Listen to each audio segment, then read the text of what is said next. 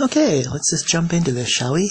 My first video is going to be about good old Gamergate, because kinda needs to be right now, I think, with everything going on. Alright, so a while ago, a former friend of mine turned into one of the biggest white knights / SJWs I have ever had the misfortune of having to deal with.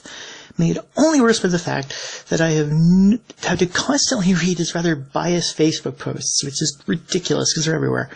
Worse yet, he's very anti-GG, and when he found out that I was very pro-GG, he expressed, this ridiculously weird surprise and wanted to know why this was.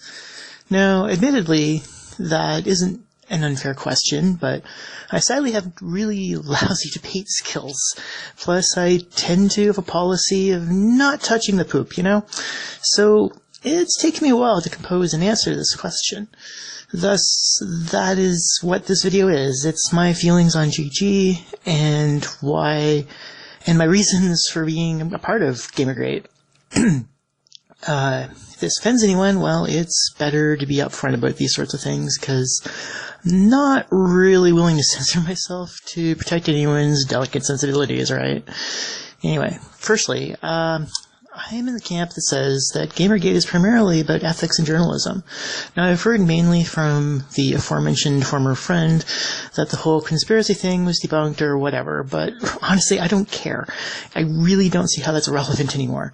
Seriously, if Archduke Franz Ferdinand and his wife had just suddenly sat bolt upright and announced that they really hadn't been assassinated a month into World War I, would the conflict have instantly stopped? No, I don't think so. That's ridiculous.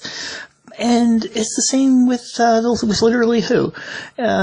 It no longer matters what she did or didn't do, or how many times she did it, for that matter. It's irrelevant to the here and now. She's a historical footnote at best, much like whatever started that fire in Thomas Famore's bakery that led to the Fire of London in 1666. Or even the first atom to divide that led to the first successful nuclear bomb test. It just doesn't change anything. And secondly, I am not only fighting for ethical journalism, I'm also in this for, freedom of creativity and innovation and just the freedoms they give people, not to mention everyone's universal right to actually have fun. I am also fighting for the rights of the children in my life, who I care for dearly. I don't want to see them growing up in a world with strict social controls, which is pretty much what the SJWs want, near as I can tell.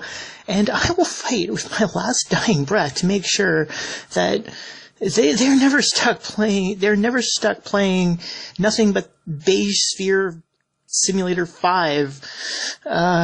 Simply put, they came for the civil rights movement first, but I wasn't an impressed Murray, so not really something I noticed, and well, I said nothing. Then they came and infiltrated the feminists, and I certainly wasn't one of those, so didn't notice, didn't say nothing. And then they came for academia, and well, I did terrible in college, so I never got into that, and didn't notice and didn't say anything. But now the SJWs have come for video games, and now that I've noticed, I'm not going to stop fighting them until Gawker is burned to the ground, and we as gamers are dancing in their ashes, laughing at the SJWs as they scatter in all directions, screaming and crying and shitting their pants. Simply put, to paraphrase Conan the Barbarian, my victory condition is to end the gaming media's dedication to nepotism and collusion, see the corrupt journalists they harbor driven before us, and hear the lamentation of the SJWs. Thank you, and good night.